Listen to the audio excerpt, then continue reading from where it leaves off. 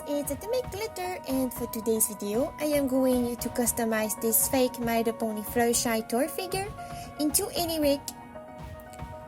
To begin with, I did a sketch of a Nirik as my reference, and I also did a few paint swatches for color reference. First, I cut her remaining tail off with a pair of scissors. Then, I got a cup of hot water and dug her in. Once the plastic has softened, I can easily pull the head and the body apart. I put the pony's body back into the water because the back legs of this fakie are bending inward and I really wanted to fix that. After a few seconds, I took the body out of the hot water and I put a Sharpie between the legs and laid it cool down on the side, hoping the plastic would retain the new shape. Then I took the head out of the cup and started pulling the remaining air out from the inside, using my pliers. Because at the time I wasn't sure how to approach this custom, I put the head back on the body, but later I decided to separate them again and the neck plug came out clean out of the head somehow. So I just went with it and I cut out the neck peg from the body and took out the remaining of the tail and the metal washer out. And today for my sculpting medium, I will be using for the very first time Milliput epoxy putty. Standard yellow-gray. This putty or clay, whatever you want to call it, is a self-hardening material, which means I don't need to bake it.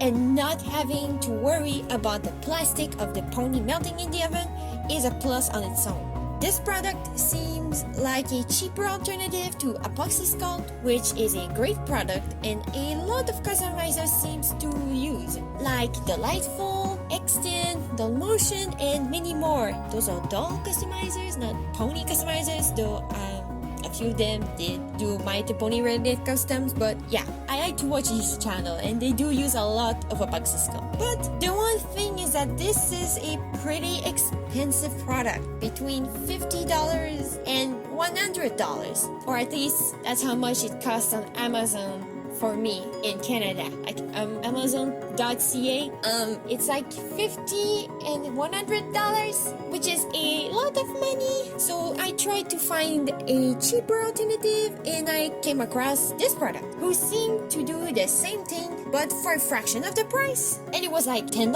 on Amazon when I got it instead of $100. And honestly, for my purposes, it worked very well. The instructions says that it's better to wear gloves because it could irritate your skin. So I did that for most of the sculpting process, or at least the beginning, but they were slowing me down and they were a little big for me. So it was more annoying than anything else for me. Okay, back to the sculpting. So for this clay, I mixed equal parts of each color and I smooshed them together and mixed them until they were one color. After mixing them together very well, I started by sculpting the pointy ears. I used water and my silicone tool to smooth and sculpt the clay.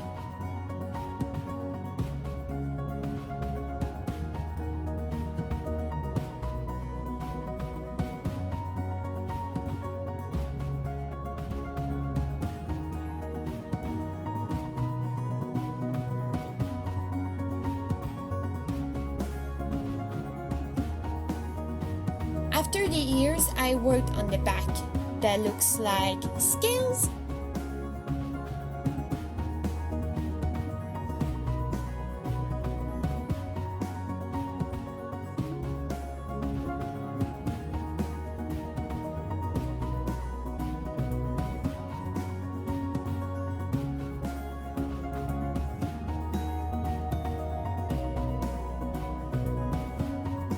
And I also added the little fluff they have on their front legs.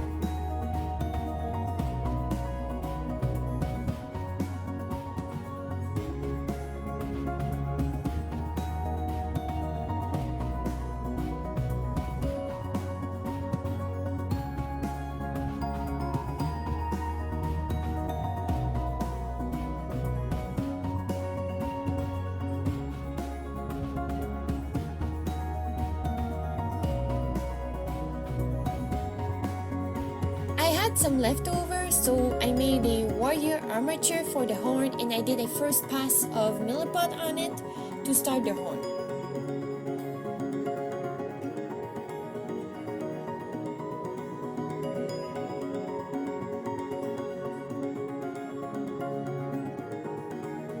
So yeah, this is what it looks so far.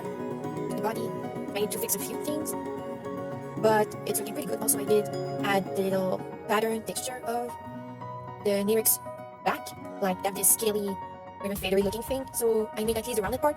I'm going to paint the darker line. When I paint it, I'm going to add the darker line that goes in each and every little circle, half circle looking things. And yeah, I'm not done sculpting, so I'm not going to do that now. Also, now I can easily pop the horn off. I'm just going to put it back on because I need to add some more clay. Then once the clay was cured, it was time to sculpt the new mouth. First, I cut out the nose using my X-Acto knife, which looked very creepy, by the way. When I was done, like, it looked very weird and creepy, like, that was weird. Oh my god. Okay, this is a little scary, but I swear she's gonna look better. And I carved away some plastic to make some space where I was going to reposition it. Then I used some clay and put the nose back on, but higher, to give me the opportunity to sculpt the pointy teeth. My first try was a fail, so I tried again and got it right the second time. I tried my best to make that angry mouth expression look like it belonged on this figure.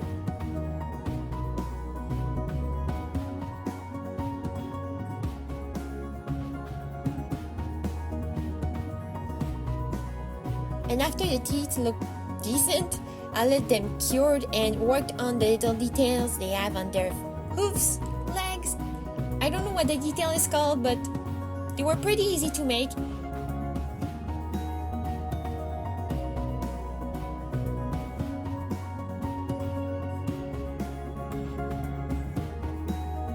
And again, with the remaining putty, I did a second pass on the horn. Here, I am showing some more sculpting that I did off camera because I was too scared to mess it up and because the details are really tiny and difficult to do. Here, we have the fangs I made with milliput, and I glued them on with some regular glue to get the placement right, and also finished the horn completely, and also made the tail.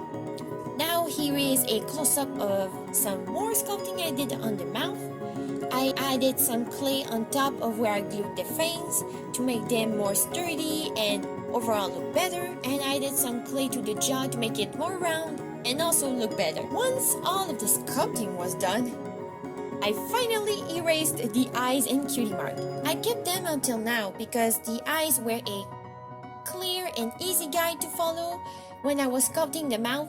That way I didn't go overboard and I didn't cover the eye area with clay.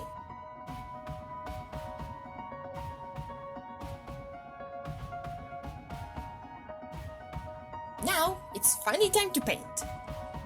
I am using black acrylic paint with a little bit of white to make it a dark gray. I watered it down and I am painting it everywhere on this figure. I did about 3 to 4 coats to get it opaque.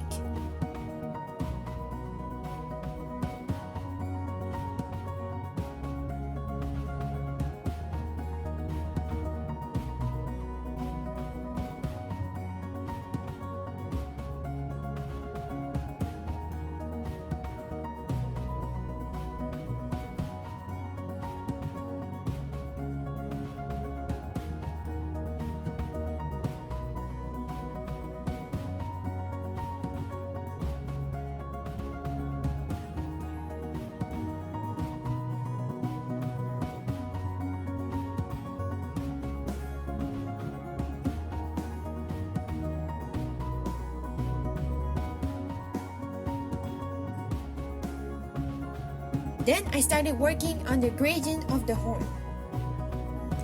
It's simply a white to dark gray gradient. I also painted the hooves detail and the back a purpley dark gray. After that, I painted the teeth and fangs white. I had to do a few coats to get it opaque, and I did a lighter gray outline for the sculpted teeth because a white paint covered it. Then I did the eyes, and I may have found an easier way to do it, I think. I always have to draw a sketch of what the eyes are going to look like on the figure, and in the past I've always used a graphite pencil because we can erase it with an eraser, and more often than not it leaves a slightly gray residue, and it's not always easy to erase it without damaging the paint I just did on top of it. And if there is some around the paint, I'm kind of scared to go in with an eraser and rub it off, and sometimes it stays on the plastic, so that's a little annoying. So for this custom I tried something new. I used my watercolor pencils, and I used the white one for the eyes. I did the sketch for the eyes, and then I painted on top of it with acrylic paint, let it completely dry, and then I erased the remaining watercolor pencil with just a wet brush, and it only leaves behind the acrylic paint I put on. It's kind of easier in a way because you can erase it very easily with just a little bit of water, and it's not permanent because it's watercolor. So I think that's easier. I'm going to do this way more in the future. I also did the same thing for the eyeliner later on, but before doing the eyeliner I did a few coats of glow-in-the-dark paint for a cool effect.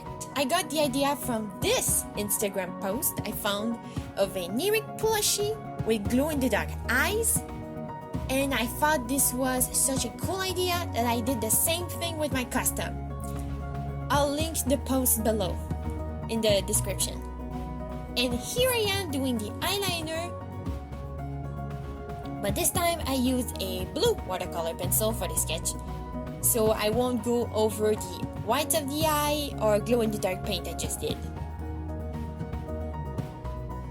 When I was done with all the paint, I put the body and head back together, and I also glued the horn on the head using super glue. And here is the beautiful hair wefts I prepared off camera to save some time in the video and to occupy myself while I was waiting for the putty to dry and also the paint to dry later on. So instead of just sitting around and waiting for all of this to dry, I worked on the hair. And for gluing the hair onto the pony, I am going to use some Mod Podge and also some fabric glue, which is a little thicker for some very tricky places. And I'm just going to glue each weft where it needs to be glued. I am not following any particular way to glue them. I just made it up as I go, trying to make it look good. And here I am showing the red hair I made to go with the blue to purple gradient, and to try to make the fire they have for hair as close as I can using yarn. I did a lot of the hair off camera because I genuinely didn't know what I was doing at all. I just tried my hardest to make it look like my drawing and like the references I looked up online and on my phone. Like, I just tried to match the fire hair with my custom as much as I could. And now, here it is, all finished. I really love this custom. It's kind of my new favorite right now because I love it so much. This Nirik turned out so good. So I hope you like this custom, guys, and I'll see you in my next video. Bye bye.